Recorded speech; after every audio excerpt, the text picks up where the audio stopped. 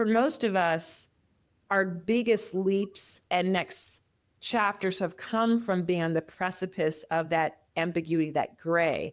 And what's required when you're on that precipice, you must slow down, you must wrestle with it, you must ask for help, and you must kind of mine your own body of expertise, experience to help propel you to the next step and the next step. Hi, I'm Bethany Saltman, a literary agent and award-winning author. And I'm Fran Hauser, a best-selling author and independent bookstore owner. And this is the Bookbound podcast. On this podcast, we talk to women writers about their nonfiction books. But instead of talking about what their book is about, we focus on the process of getting their book into the world. These How I Did It conversations will help you pitch your big idea, write killer proposals, find the right agent and publisher, and live an amazing bookbound life.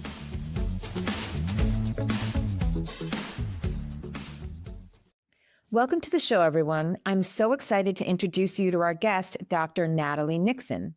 Natalie, known as the creativity whisperer to the C-suite, is the CEO of Figure Eight Thinking, where she helps organizations harness creativity for business impact. Natalie's third book is Move, Think, Rest: Redefining Productivity and Our Relationship with Time. This conversation was so special because not only did we get to hear about Natalie's story behind her book, but we also explored how movement, thought, and rest can all play a powerful role in the writing process. We also discussed the importance of asking for help, partnering with the right people, and so much more. It was such an interesting conversation. We can't wait for you to listen and learn. Hey, Natalie, welcome to Bookbound. Thank you so much. I'm so happy to be here. Yay, we're so excited to talk to you. So we like to begin our episodes asking everybody a similar question, which is about how you discovered that the book you just wrote was in fact a book. This is your second book. You have been in the leadership space for a long time. And so what was it that did you find yourself saying the same thing again and again? Were people asking you certain questions? What was the inflection point when you realized like, oh, this isn't just another conversation, this is a book? Well, this is actually my third book. My first book is the book I edited. So this is my second solely authored book, which, as you guys know, is a different sort of writing journey and process. But Move, Think, Rest really evolved from my observation and through my practice as a creativity strategist that a lot of people were kind of silently dying a slow death at work. And it was also from my own personal observation of my work habits, where I formerly thought when I was procrastinating, I would step away from my desk, I would empty the dishwasher, I'd go for a walk, have a dance break, return to the work at hand, and find that my work was just a little better. My brain felt revived. Synchronicity of ideas was a bit more seamless. I felt more energized about the work at hand. And you know, the writing process is never a straight line. I had successfully launched into the world of the creativity leap and was talking with my developmental editor, a dynamic developmental editor named Danielle Goodman. And I had all mapped out my next book. And I thought my next book was really going to be a deep dive into wonder. And wonder is a whole dimension of creativity in my whole wonder rigor theory. And started pitching it and realized that wasn't quite it. It wasn't quite hitting in ways that I had hoped it would. So I kind of hit like a dip and I thought, oh, then, you know, what is the book? But then I just started paying attention to the ways that I was working.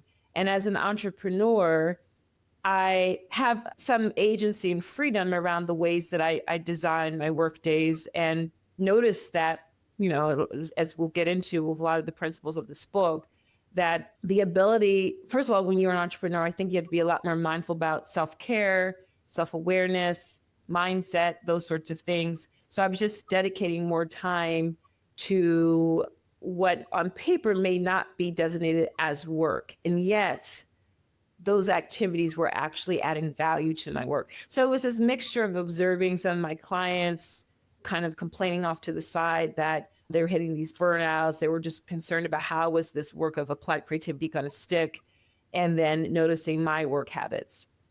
Interesting. And so did you at that point go back to your developmental editor and bring this up to her and say, like, what do you think about this? Or what? Yeah. I did. Well, I was working with a developmental editor named Daniel Goodman. I was also working with a great kind of book developer person in the industry named Megan Stevenson. And between those conversations, that's when I started to really shift the direction of what became this book proposal. What's also interesting is that once I realized that I wanted to talk about something which initially I was calling invisible work. So when I look at the early original book proposal, I was pitching it as this book called Invisible Work. I was always grappling with that language because I did not want to conflate what I'm working on writing about as what feminists have called, women's invisible work, the work that women do that goes unaccounted for.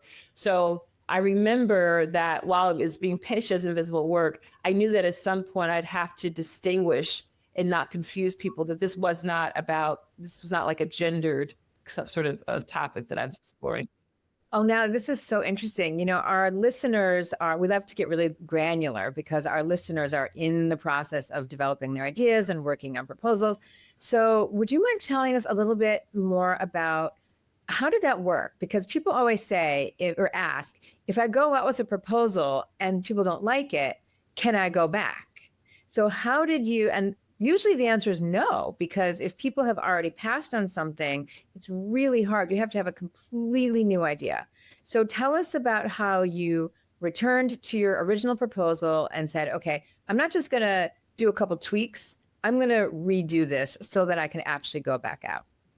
Well, the first thing that was very different about this writing process and experience, as distinguished from writing the Creativity Leap, because I do think that when I reflect back on it, I do think that's interesting. Then I will more directly answer your question. But the way I wrote the Creativity Leap, I was a total outsider to the publishing industry. I did not have a literary agent. I went through 18 months of rejections, of no around the Creativity Leap. And I remember it was around January of 2018, I think. And I remember saying to John, my husband, I guess my ideas just don't matter. I guess I don't really have any good ideas, because the answers I was getting from my proposal were either, yeah, this has already been said, or this is incredible, but we just don't have the bandwidth to take this on. So either way, it was still a no. My husband, John, who's like my biggest encourager, he said, no, babe, I think your ideas are great. You already have one book out. I think you should keep trying. I was like, okay. But I felt the metaphor I would use is that I felt sometimes like I was the unpopular girl at the party, and no one was asking me to dance, and no one was asking me if I even knew how to dance. Like there was like nothing. Or I felt like I had a long nail manicure and stilettos, and I was trying to claw my way up a stone castle wall and like getting nowhere. So, in a last ditch effort, again, still talking about the Creativity Leap, I emailed 7 people I knew. When I say knew, I don't think I had ever met any of them in person. We're like email buds. And one of those persons was Jim Gilmore, who was the co-author of The Experience Economy. I cited them in my PhD research, and the nerd that I am, I emailed them happily the PDF of my dissertation. I said, you guys, your work is so great. And we just stayed in touch over the years. Well, Jim got back to me and he said, this looks interesting. My email said, hi, I have this proposal about this book. If it feels right for you, I would be so appreciative if you would share this with people in your publishing network. And if you don't, I totally understand. That's what the email said. And Jim got back and said, sure, this looks interesting. I'll share it. And he shared it with the VP of editorial at Barrett Kohler. And Neil Malett and I had a call. He was very enthusiastic about the project. And he said, I'll pitch this week. We have a pitch meeting. And I thought, oh, that's so sweet. I was so used to getting no's. I was like, this is not going to go anywhere. I said, thank you so much, Neil. And, hung up after a great call for like an hour. And he's in San Francisco. I'm in Philly. And he said, if you don't hear anything by, you should hear something from me by 5 p.m. So 5 p.m. that Thursday comes and goes, nothing. So I think, okay, another one bites the dust. Forgetting that I'm in Philly, he's in San Francisco, time difference. I get up Friday morning and there's an email from Neil saying, congratulations, we want to offer you a book deal. Now, it should not be that hard to get that entree, that gate opened if you have to share ideas. But that's currently kind of the way publishing works. Fast forward, Creativity gave me great traction over a 5-year run. I get to this point of figuring out, is this a book about wonder? Is this a book about work? I worked with Megan Stevenson to help really polish this book proposal. That led to the introduction to a string of agents, and I ended up working with Folio Literary. So I have a literary agent, and that literary agent, they helped to pitch me to like the top 5 publishers, and I signed a deal with Hachette. Amazing. And the other thing that I did very differently, I just had this scaffolding in the way that I wrote Move, Think, Rest, which is that I hired back Danielle Goodman, the developmental editor who had been introduced to me at the end of writing the Creativity Leap. I hired her at the beginning of Move, Think, Rest. I hired a research assistant. And so when we think about writing as this kind of, I used to think of writing as a solo sport. It's really not. It's like when you see a track sprinter or an Olympiad swimmer, there's a whole team of people who help to support their excellence. And so that was a very different way to write, that where I felt buttressed and I felt supported in really great ways. Oh, that's so wonderful. And I love that you shared the story for the Creativity Leap about how you emailed Jim and just asked him, would you share this with people in your network, right? Like when you don't have access to the people in publishing, there may be other people in your world who do. And so I just thought it was so smart. We've never heard that on the podcast, Bethany, right? So I really love that you shared that. Yeah, no, it's great. And it's such a great reminder. And we tell people this all the time, stay connected to people, and it's not just about what they can do for you, but you can be in relationship. And over many, many, many years, I love that you shared, you know this person because you used his research in your work, and then you offered it back saying, hey, look at how impactful you are. That's a generous thing to do. And then lo and behold, that's a connection that really helps you later on. So I absolutely love that. That's so important. And, you said it shouldn't take that long. Unfortunately, it often does. And, it takes as long as it takes. And I just love this story so much. I'm so glad you stuck with it. Yes. And so Hachette, did you know, like, tell us about that meeting with them. Did you know like immediately that you wanted to go with them? Like, how did that feel for you? Well, I didn't know that that's how publishing works and that's how people get these incredible deals. It's a lot like dating.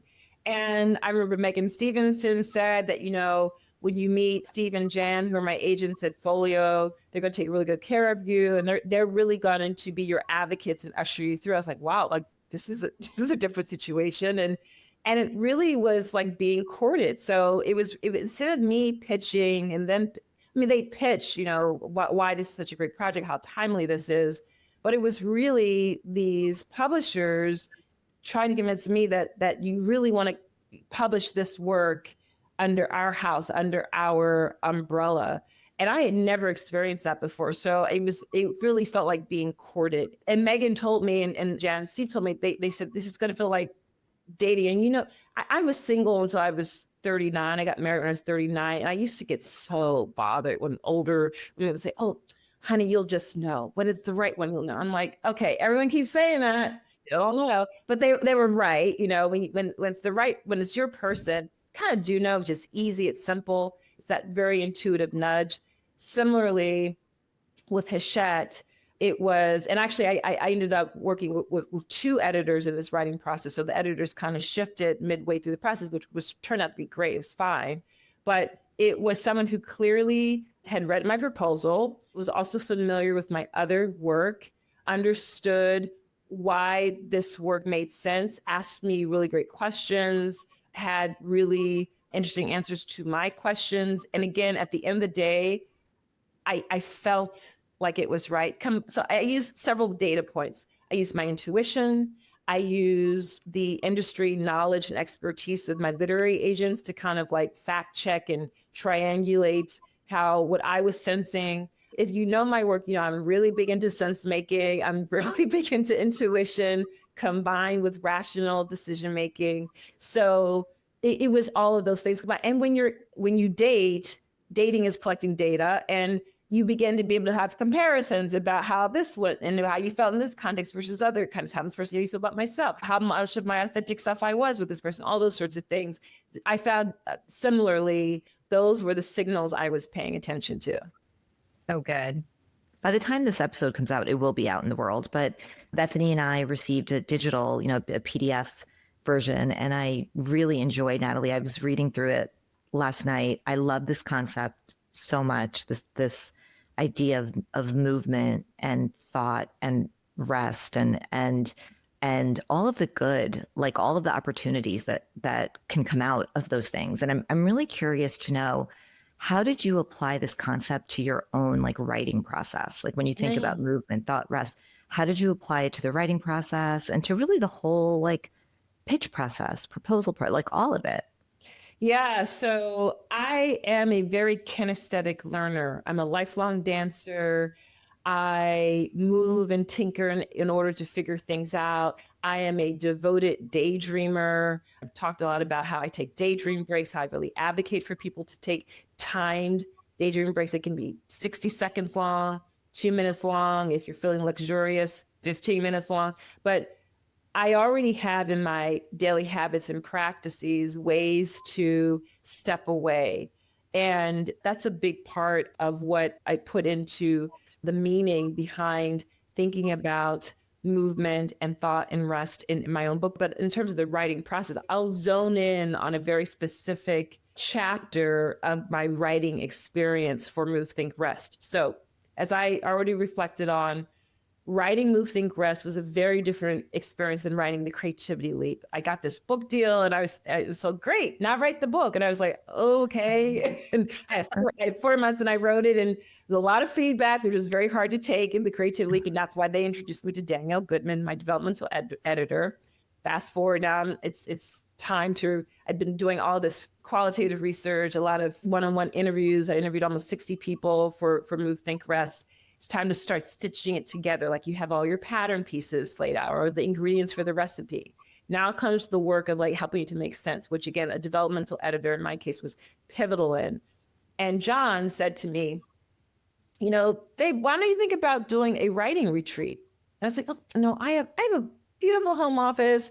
I wrote The Creativity Leap at home. I can do this. But there was a part of me after I went over from the conversation, I was like, it's not a bad idea. And it's kind of like what I'm writing about. Maybe I should explore doing a writing retreat. Had not done that before. Step one was I blocked out 2 weeks on my calendar, and it said writing retreat for 2 weeks in May. This was probably February of 2024. And that was terrifying because I'm a global keynote speaker.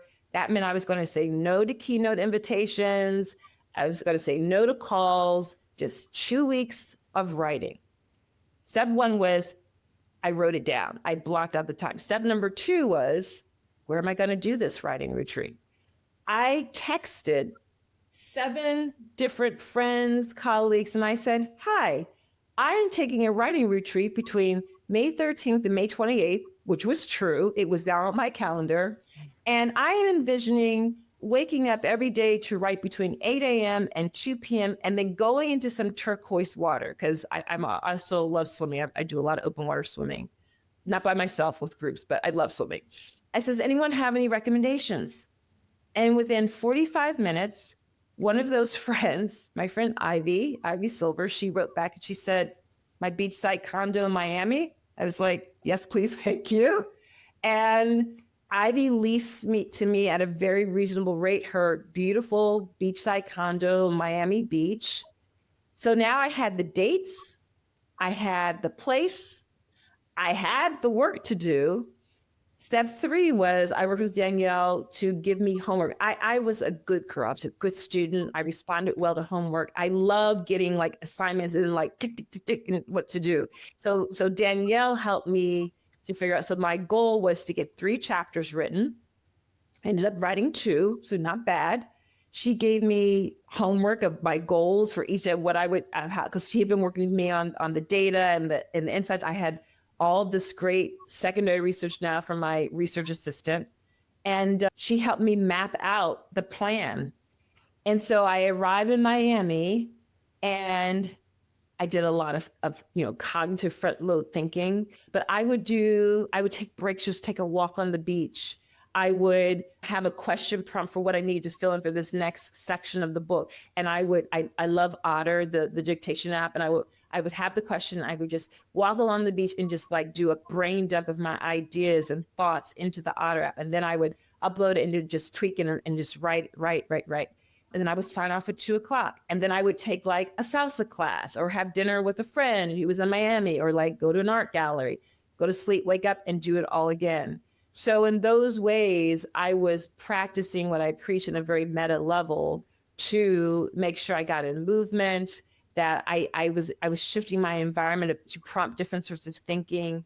And I was in a beautiful, restful environment, and made sure I got to sleep at decent times for me. That would be ideally between 9 and 10 p.m. to wake up refreshed and begin again. I love that. That sounds like a dream. Yes. I really was able to manifest it. And you know what else I think is the important thread that I take out of that exercise? I suspended judgment and listened to John's suggestion. Secondly, I asked for help when I texted those different friends.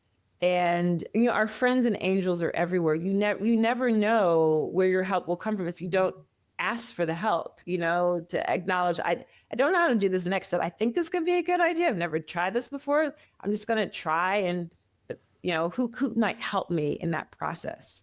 And I think people who write know that there's nothing romantic about writing. Like, it's really hard. And a lot of times you don't feel like doing it, but it's right. The next word and the next word. And sometimes it just starts to flow, and sometimes it doesn't. Right. So that process was, some of the days that it was really hard, and I felt stymied and stuck. And other days I was like, okay, I feel like I'm getting some traction. Like I said, I didn't meet my full goal, but gosh, I had 2 good chapters done by the end of that. That's amazing. Hey there, Bookbound friends. If you're loving this interview, we've got something special for you. Our Read Like a Writer book club is back, and we'd love for you to join us. This isn't your typical book club. Each month, we'll gather on Zoom to study one of the books we'll talk about here on the podcast. Not just what we liked, but how it's written and why it works. In other words, we'll help you read like a writer so you can write and publish your own book. It's $179 for 5 monthly sessions. You'll get the book list, related podcast episodes, a simple reading guide, and then we'll meet to discuss. That's it. We're so excited to dive in with you because we love books, we love you, and we really love doing this amazing work with other women like you. Sign up today at bookboundpodcast.com/club. We can't wait to see you there. Actually, I was writing this morning and I got stuck, and I said, I'm just going to go downstairs and I'll just make a cup of coffee and have a little yogurt. I'll do like a little breakfast break. And I do this all the time, by the way. Like, as soon as I'm feeling stuck, I'm like, I just got to get up. I got to just go do something else, go for a little walk, go out, And of course, while I'm doing the yogurt and the coffee, okay, the unlock, yeah. Right. It comes to you and it's like, okay, all right, great. I can work with that. And I also I really love, Natalie, the idea of the movement and the rest. I really get, they're very intuitive.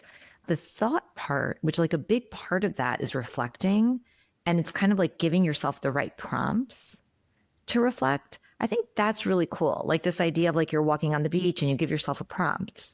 Yes. Actually, can you share some prompts with us?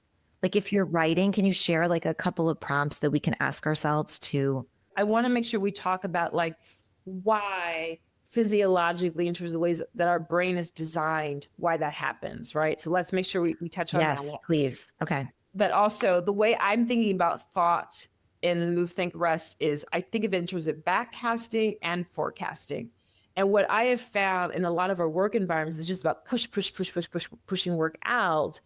And we're not actually given the time or space, or we don't choose to design the space and time to reflect, right? To pause. That is so essential for synthesis of the juicy bits of ideas. We also are not making time for the forecasting, which is about dreaming, imagining, possibility, daydreaming, right? And then the present moment is kind of that intuition of sitting with like that discomfort, like, I don't really know where this is going, or it's that ambiguity that, if we're honest, for most of us, our biggest leaps and next chapters have come from being on the precipice of that ambiguity, that gray. And what's required when you're on that precipice, you must slow down, you must wrestle with it, you must ask for help, and you must kind of mine your own body of expertise, experience to help propel you to the next step and the next step. So questions. So maybe I'll think of a specific question I asked during those walks. It's not coming to me right now, but I think that more generally speaking, the sorts of questions we can ask is like, juxtapose someone who's totally different from you on the problem. So like, how would a 5-year-old approach this? How would they think about this?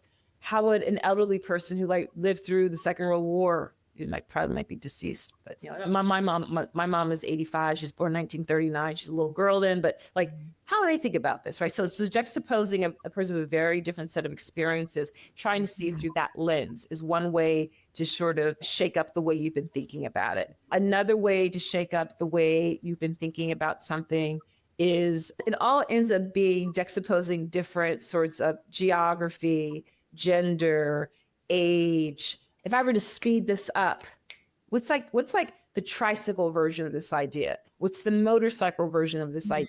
I love that. What's the Audi version of this idea? And I think like when I work with clients and, you know, teams to help them build their creative capacity, a lot of the time where there becomes resistance or slowdown in momentum is because we've only been working on the Audi version. Mm-hmm. And then you get a little like disenchanted, like it's going to take so long and we don't have this and we don't have that. What's the tricycle version? The stick figure, like scratch it out, prototype it, like duct tape it. Like what's that version? Low hanging fruit. You totally could like, you know, what's that look like? And in writing, that might be a bullet point list, right? It doesn't have to be a sentence or paragraph yet. That could be bullet points. And then what's the motorcycle version, right? You can attain it, but it's going to take a little bit more finessing and polishing. So those are the sorts of ways I equip my brain and mind to exercise how to get out of a stuckness in my mind. That's so good. You know, one of the things that I was thinking about as you were talking about your time in Miami, which is where I'm going next week. I cannot wait. I am doing a reading retreat, not a writing retreat, but yeah. So, you know, we talk a lot to people who are writing books and have big jobs, big families, you know, big ideas. And there is an element of grind that just has to be there. Like you have to get up early to do it or it's not going to happen. Or you have to stay up late. You're going to be tired. You know, you have to make a commitment. And yet within that grind, there has to be that openness, that ability to say, you know what, I'm stuck. I'm going to go empty the dishwasher. I'm going to have some yogurt and I'm going to unlock the thing. So both things are really necessary. And I think we think that it's one or the other. So I love what you're saying. Well, Bethany, just to build on that, that's actually my wonder rigor theory, which comes from the creativity leap. And the way I define creativity is that it's our ability to toggle between wonder and rigor to solve problems. So what you're calling the grind, I would call rigor. Rigor is not sexy. Rigor means that you know the rules, you complete the task, you are disciplined, you are focused. Here's the thing, wonder is found in the midst of rigor. Absolutely. And rigor cannot be sustained without wonder. In other words, if you're only rigorous and only doing the grind, you will burn out. Yeah. If you're only in the clouds all the time and it's not anchored in something, it's not going to go anywhere. It's not going to get. You won't get anything done. Right. You won't get anything done. So you absolutely need to toggle between both. All creative acts, whether you're an attorney, a farmer, a teacher, a writer, all of them, a scientist, all of them need that. Yeah. I love it. Oh my gosh. So Natalie, I'd love to hear, like you're a month out from launch, which is so exciting. So what does your life look like right now? Like with respect to this book, is the promotion starting for you, events? Like tell us what that looks like for you. So very different from when I wrote the Creativity Leap. So first of all, Creativity Leap came came out in June of 2020. Yay, COVID. So I remember in March of 2020, I said to John, I mean, it may have been like April or May. I think it was April or May. And I said, maybe I'll ask the publisher if we can like push off the release date until September when all of this is over. He said, yeah, but I don't know. It is what it is. Just go with it, And I was like, okay, I'll just go. So it was June of 2020. I had planned, I was a big free library kid growing up in Philadelphia. I love libraries, and we have a beautiful free library on the Parkway in our city. And I was going to have an event on the rooftop, and it's like kind of this kind of full circle moment for me as a Philly girl, doing this first solely authored book. Didn't happen. I had to be very creative. It was totally a digital launch. It was a lot more global than I would have otherwise thought. This time around, I started back in March for September launch day. I started back in March planning out a pre-order book strategy. I have some really audacious goals for this book to make a list. I don't really understand the je ne sais quoi of lists, but I'm going to swing for the fences. I'm going to take my shot, right? It looks differently this time in that I am building in copies of the book for every keynote that is booked, that I get booked, whether or not the keynote topic is specifically on the book. And what I'm offering as a gift, as a thank you, is a virtual experience later. So it's keynote plus to work with your team on the ideas behind the book.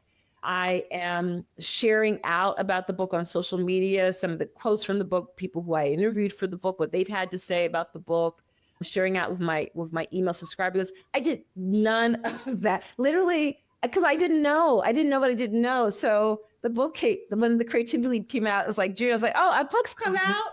You were like, oh, okay. And miraculously, the Creativity Leap made Amazon Amazon number one in the creativity category for 3 weeks. I don't even know how that happened, because I was did not know what I was doing, had no help, right? I think at that time, ladies, I don't even think I had an assistant. I might have had a part-time assistant, which is a whole nother topic we could talk about as being an entrepreneur and a solopreneur and how you kind of begin to staff what you do. So this time I have a virtual assistant. I have a business manager who's been phenomenal. Blair has been phenomenal on helping me figure out my pre-order book strategy, because he knows the keynote speaking industry. He knows the publishing industry. So it's just a dynamo combination.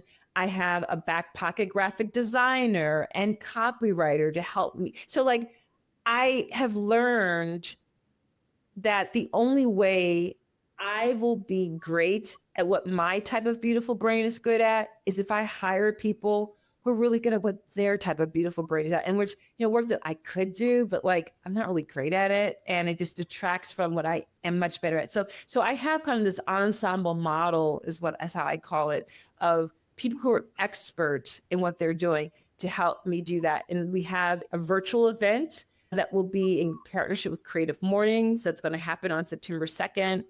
I think we're starting at 2 p.m. or we're going to be, advertising that soon. So I'm doing more partnerships, right? We're having an in-person invitation only event in Philly at a great place called the Fiddler Club that evening. We're doing a private event that someone has volunteered to host for me in New York City later that week. Doing a virtual event with 2 women's oriented groups I'm a member of later that week. Planning something for London later in November, because I have to be in London already. So going to plan some sort of conversation with other authors while I'm there. So I'm thinking much more expansively. I'm thinking much more strategically.